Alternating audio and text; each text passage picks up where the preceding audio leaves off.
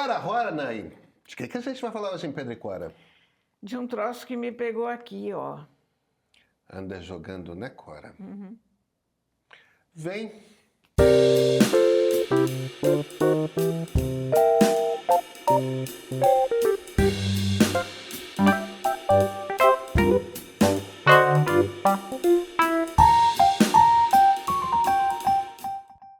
Cora, andei ouvindo aí que você está jogando em bet? Não, tá doido. Ah, bom. Tá Fiquei doido. preocupado, mas me falaram. Sabe o Me que é? contaram. Dizem as bocas pequenas. Não, eu vou te contar exatamente o que aconteceu. Eu tô viciada num joguinho desses clássicos de combinação, sabe? Que você tem que juntar duas coisas, elas viram uma terceira, que você junta com outra. É uma forma clássica de joguinhos, que tem N variações na face da Terra. Esse aqui é uma versão restaurante. Você tem os clientes do restaurante a quem você tem que servir uma comida que fica cada vez mais complicada. Para conseguir essa comida, você tem que obter, digamos, vegetais. Você pega um tomate, você junta com outro tomate, ele vira um pepino, você junta dois pepinos, ele vira uma cenoura, você junta duas cenouras, elas viram, sei lá o que, uma berinjela, ou pimentões, ou whatever. E o que as pessoas pedem no restaurante é cada vez mais complicado. Então, cada vez mais você tem que juntar coisinhas mais difíceis. E quando você... É tão divertido, quando você vê, você está gastando dinheiro real em cebola virtual. Porque acontece. Esses joguinhos têm pausas estratégicas, demora a recarregar para que você pingue o teu dinheiro lá. Nada contra, eu também já paguei por videogame. Mas a gente tem que pagar por videogame pelo seguinte, inclusive, porque a equipe de produção é gigantesca, porque isso não nasce do nada, isso é um entretenimento, como ir ao cinema, como comprar um livro, como... Não, claro, eu concordo. Enfim, Aí você compra roupa de Avatar, você compra... exatamente. Eu dei muito dinheiro para a Niantic na época do Pokémon GO e acho que foi um dinheiro muito bem gasto. Até hoje sinto grande mágoa deles terem me expulsado do jogo, mas enfim. Então eu escrevi sobre esse joguinho no Facebook, aquela rede, etc. E eu percebi pelos comentários que as pessoas estavam confundindo com bet. É coisa interessante, elas não entendem a diferença entre Pois bet e videogame. percebi que essa confusão não tinha nem me passado pela cabeça, mas teve algumas seguidoras minhas que uma delas escreveu assim, perplexa, lamento muito ouvir isso, puxa vida, como se eu tivesse a caminho da ponte para me suicidar. E eu entendi o seguinte, que essa semelhança não é casual. Essa semelhança as bets cultivam desde um primeiro momento. É o jogo do tigrinho, né? É o joguinho disso. A estética é exatamente igual. Os personagens vagamente toscos, aquelas cores, os brilhos. É igual para parecer que é a mesma coisa. Para parecer que é um videogame. Mas são duas coisas completamente diferentes. Só que você não está pagando por entretenimento, você está perdendo dinheiro. Cada vez mais dinheiro. Nenhum game jamais se auto-intitulou investimento. A relação com o game é muito honesta. O game diz, custo isso. Claro que ele faz toda uma coisa para te envolver, para você passar cada vez mais tempo jogando, mas é uma relação que está às claras. Você não tem a ilusão de que aquele dinheiro vai voltar? Não. A bet é extorsão em estado bruto. A bet é criminosa. Toda bet. Não existe essa história, essa bet está regulada. Não. Olha aqui, é uma canalice do começo ao fim. E eu não entendo, uma coisa que eu não entendo realmente, é que o Brasil sempre proibiu os cassinos com essa ideia de que deveria defender o cidadão inocente de uma máquina profissional de ruína, que é isso mesmo. Claro. É isso mesmo. É claro que é uma hipocrisia danada no Brasil, porque você proíbe o cassino, mas tem jogo do bicho, você tem Mega Sena, você tem todas essas coisas que são jogos, tinha loteria, que tudo igual, Uhum. tudo igual. Mas o cassino está proibido porque nós somos um país digno e não vamos deixar as pessoas vulneráveis entrarem pela senda tortuosa do mal. Ok. E você permite o quê? Que o cassino venha para o bolso da pessoa. É um troço mais maluco, né? Porque tem as que pagam imposto no Brasil, e, como é no mundo, tem as trocentas que você pode jogar e estão fora do mundo, né? Mas a questão Estão fora do a Brasil. conta do imposto não fecha, Não, eu sei que não. sabe? Porque você está levando um nível de infelicidade para as Não, pessoas. eu concordo com você. Meu ponto, na verdade, era que e a maior parte das bets você sequer tem um imposto. Pois é. Tipo, é pior, né? Isso tinha que ser totalmente proibido. Totalmente proibido. É. Enfim, então eu acabei até escrevendo no Globo porque eu acho importante marcar essa diferença. Porque a pessoa que não joga nada, e tem algumas poucas pessoas de nervos de aço que não jogam nem Candy Crush. Ali adora Candy Crush. Olha aqui, uma das minhas seguidoras está chegando à fase 20 mil. Eu não tenho ideia do que é isso, mas É respeito. muita coisa. Você não faz ideia. Mas Candy Crush existe há 10 anos. Sei lá quanto tempo existe Candy Crush. Eu já joguei muito Candy Crush. Uma outra está chegando à fase 3.400 e blau do Fishdom, que é outra que eu joguei muito, que você fazia aquário. O pessoal de videogame tem essa diferenciação, né? Os tipos de jogos. Sim.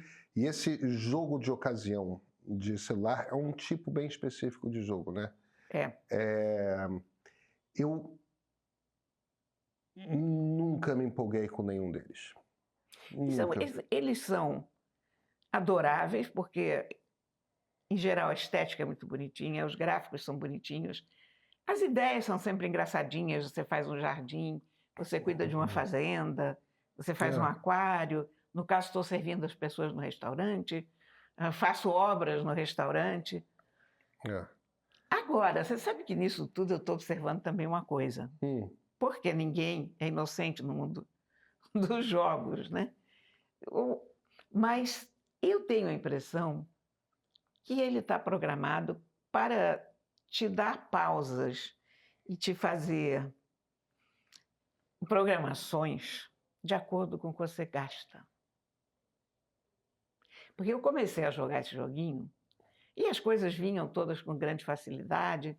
Você tinha 2 alfaces, juntava, vinha um tomate, pá, pá, pá, pá, pá, pá, pá. Até que, de repente, parou. Tinha uma pausa para recarregar energia, isso e aquilo, e não tinha de onde tirar a porcaria da energia, senão comprando os tais diamantinhos. Gastei R$30. Esses R$30 voaram assim, ó, nova pausa gigantesca. E aí eu cometi um erro crasso. 2 dias depois de gastar R$30, eu de novo gastei R$30. E aí o jogo praticamente parou.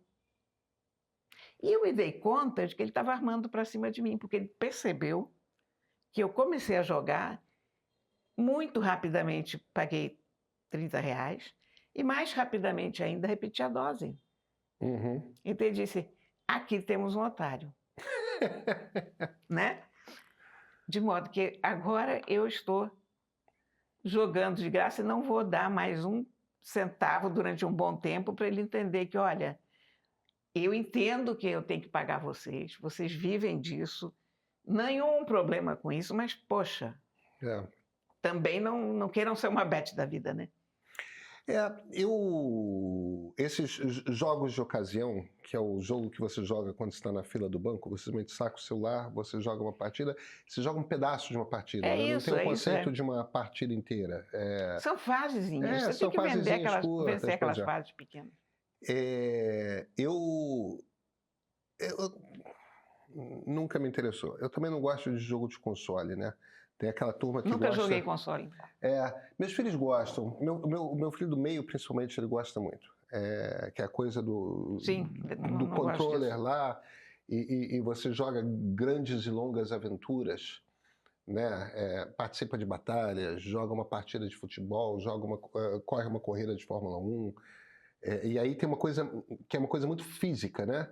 É um jogo que, essencialmente, é um tipo de jogo que depende da sua destreza de controlar as coisas.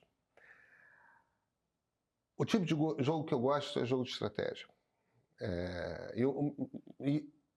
Eu sou doido para descobrir um jogo diferente do Civilization. Civilization é maravilhoso. Eu adoro Civilization. Mas o problema de Civilization é que você joga uma partida e a partida demora 2 dias, né? Tipo, você pode pausar? Pode. Olha, depois. Tem uma categoria que eu também joguei muito, que eu gostava muito, ultimamente nem tenho pegado mais, mas simulação, SimCity. SimCity foi uma das coisas mais interessantes. Eu joguei muito SimCity. Que eu vi. E, aliás, eles tiveram uma versão que eu achei a mais divertida, que se chamava Cement. Das formigas, né? Era formigueiro, era um simulador de formigueiro, e o objetivo era derrubar a casa das pessoas. Os formigueiros estavam todos no quintal e a gente tinha que ir crescendo aquele formigueiro até acabar com aquela casa. Mas eu me lembrei nisso tudo da trilogia de Zork, porque não teve um jogo mais emocionante na minha vida do que a trilogia de Zork. Você precisa explicar para as pessoas que tipo de jogo é esse, porque elas não vão encontrar dando bobeira aí, não. A trilogia de Zork foi o primeiro adventure, eu acho. Nos anos 80, foi feito por estudantes no MIT. Foi o primeiro adventure? Eu acho que foi o primeiro adventure. Eu acho que foi. E se não foi o primeiro, foi o segundo, mas assim, totalmente naquele momento. Os adventures eram uma tentativa de você adaptar RPG para o computador, exatamente, né? Exatamente. Numa época que não tinha interface gráfica, era só texto. Só texto. Então, Zork, o que era Zork? Zork, você começava em frente a uma Casa Branca, esse foi o grande começo de Zork, e você entrava por um mundo subterrâneo, de cavernas e quartos e coisas, mas tudo isso em texto. Então... Você acaba de entrar num quarto XYZ, a parede esquerda está um quadro de não sei das quantas, a parede direita tem... a saída ao norte. Tipo, o que você quer fazer aqui? Né? Aí você dizia, cheque a lanterna, porque tinha sempre uma lanterna de... E se você estivesse andando no escuro, o Gru faria alguma coisa terrível com você. O que é um Gru? O Gru era o monstro que vivia naquele... Era tão emocionante porque foi a primeira vez que você viu um computador respondendo a você como se fosse uma inteligência artificial. Era exatamente igual, porque ele era uma ficção interativa que dependia do caminho que você fazia. Você sabia que eu escrevi... Eu, pequeno, não era nem adolescente, eu e um amigo escrevemos um adventure em BASIC. Que espetáculo! Escrevendo código de tal, olha, nessa sala você tinha que prever, né? Quais são os objetos, o que acontece se a pessoa... Você tinha que prever. Evidentemente não era uma coisa muito sofisticada. Mas que espetáculo isso! E depois teve uma onda, depois dos adventures, na internet nascente, de Moos e Muds. Sim. Que são tipo adventures, você joga só que junto. Várias pessoas jogando, né? Perdi tanto tempo com isso. E a melhor reportagem que eu já li de tecnologia é uma reportagem de um jornalista chamado Julian D. Bell, que foi publicada sim, eu sei quem é. no Village Voice, chamado A Rape in Cyberspace. Um estupro no ciberespaço. E tinha um subtítulo que é Ou Como um Banco de Dados se Transformou numa Comunidade. Genial. Em que era a história foi a narração de uma coisa que aconteceu num ambiente desses, que era só de texto, em que os usuários diversos escreviam o que queriam fazer, e aí as pessoas, não, então se você fizer isso, então eu vou fazer tal coisa, né? E você tinha uma certa interação. E nesse ambiente só de texto, chamado Lambda Mu, lembro disso. Um personagem, um jogador, descreveu-se estuprando um outro personagem. E todo mundo ficou muito chocado que pudesse haver um estupro. Eu lembro disso.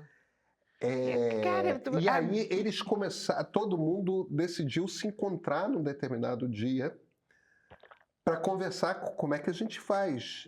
A gente vai estabelecer um código de leis? Para discutir a relação, eu me Nós lembro vamos disso. estabelecer o que acontece, qual é a punição quando um ato de uma violência... Porque a pessoa, de fato, se sentiu violentada. Claro, quando você está...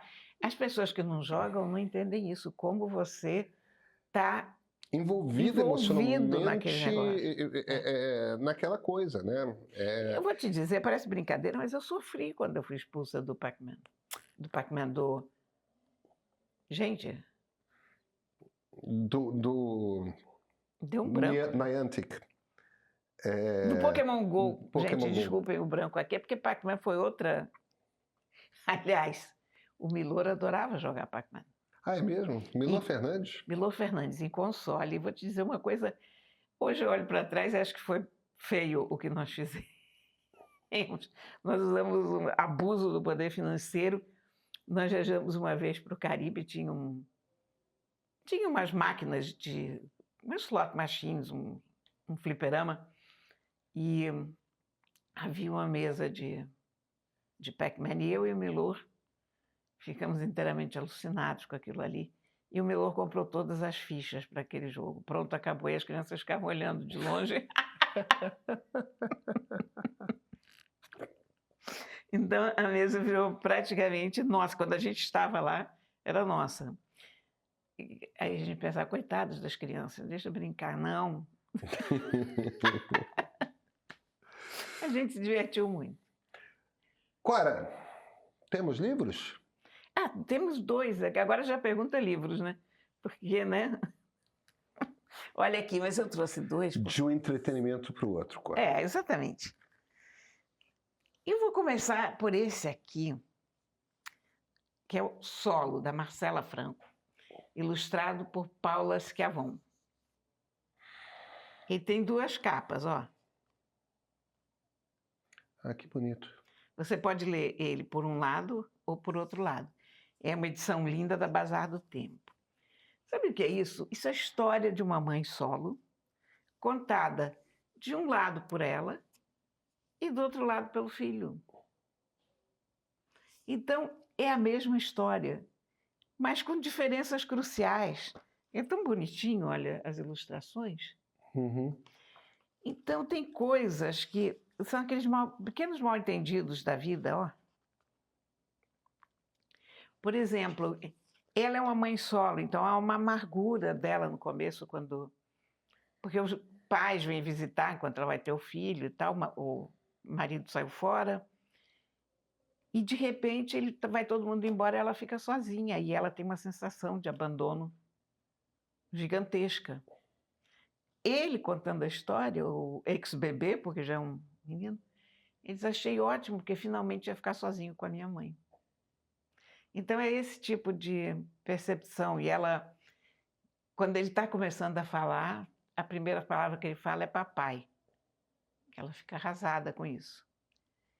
Ele conta, a primeira palavra que eu falei foi papai, porque a sopa que a mamãe fazia era tão boa que eu queria mais.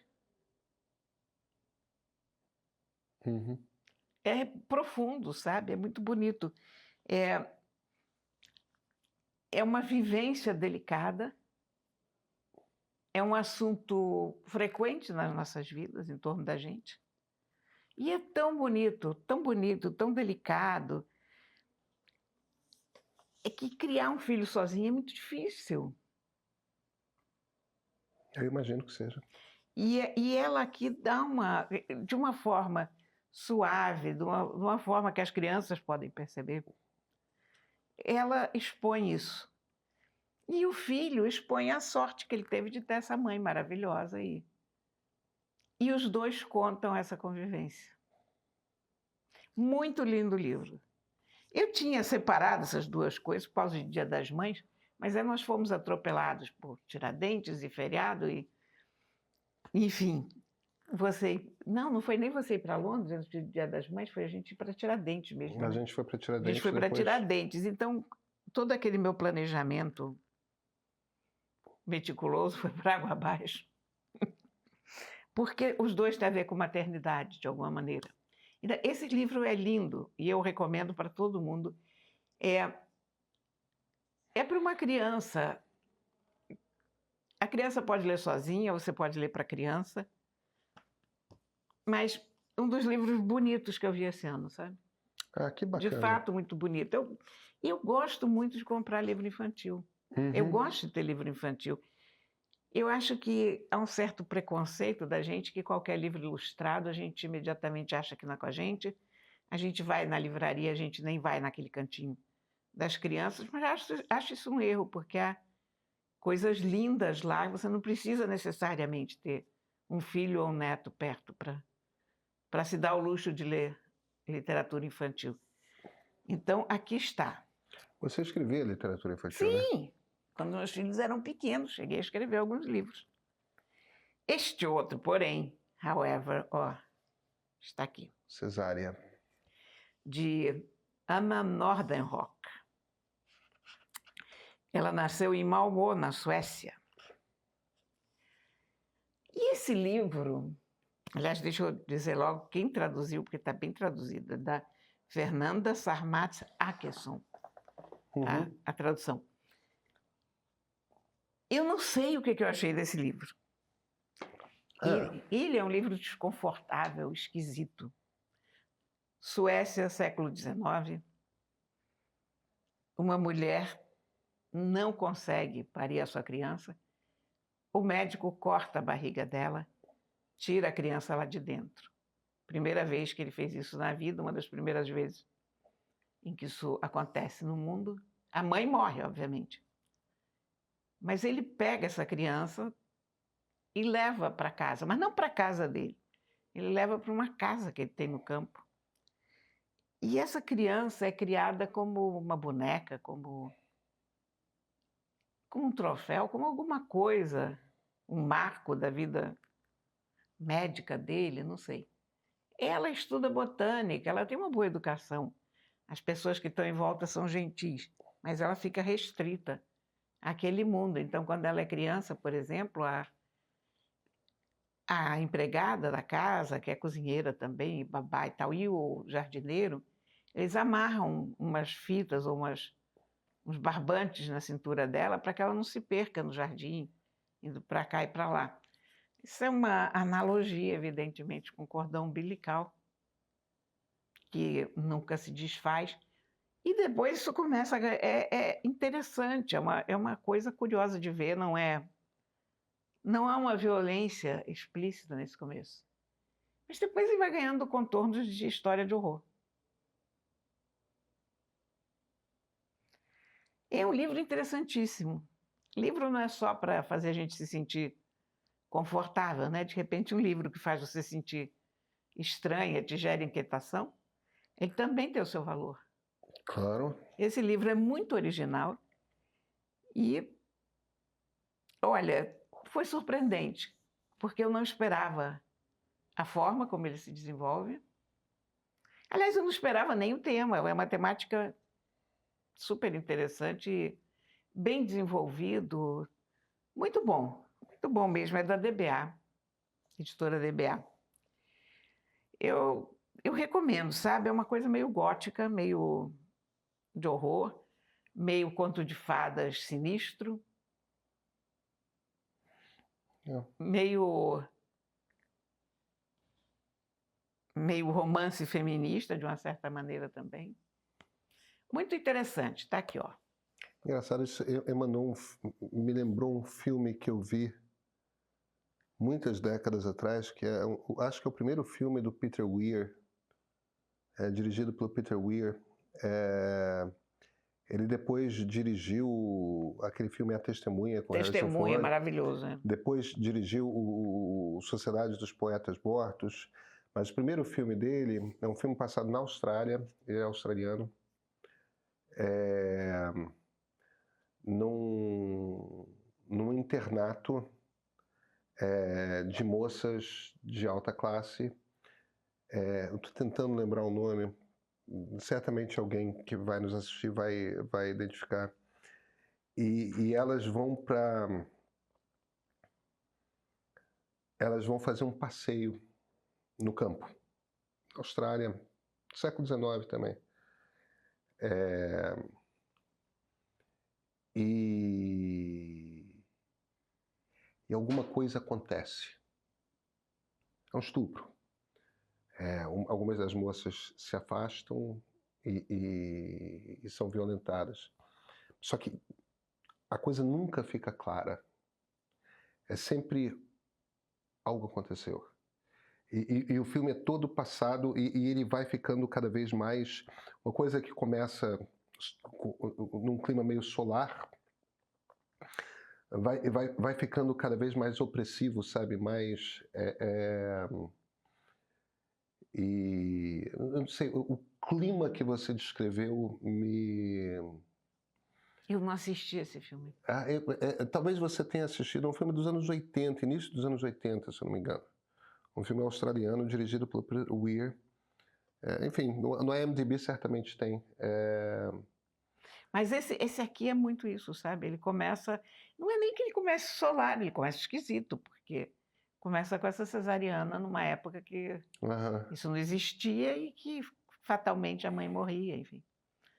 Mas aí você pensa que vai ser uma violência contínua a vida dessa criança, e não. Mas é uma vida inteiramente diferente, esquisita, porque esse médico tem a família dele e a casa dele na cidade e essa casa no campo em que ele mantém essa menina. Como um troféu. Interessante. Cora, nos vemos na semana que vem? Com toda certeza. Então, até semana que vem. Perfeito. Ei, você aí, consegue adivinhar o que vai acontecer na política brasileira? Olha, nem eu. Mas sabia que dá para chegar muito perto? É que no meio a gente tem as ferramentas certas para mapear o contexto, analisar e entender o que de fato está em jogo. Olha só, a pesquisa Meia Ideia te mostra como o eleitor pensa todo mês nessa corrida eleitoral um tanto imprevisível. No nosso streaming você assiste séries e documentários originais como Democracia, uma História Sem Fim, que reconstrói os bastidores da nossa república para você entender de onde viemos e para onde podemos ir. E temos um time de colunistas como Creomar de Souza e Christian Lynch que assinam nossos cursos e escrevem colunas semanais. Essa é a nossa dica para atravessar 2026 antecipando os cenários, não apenas reagindo a eles. Assina o Meio Premium e garanta acesso ao melhor no meio.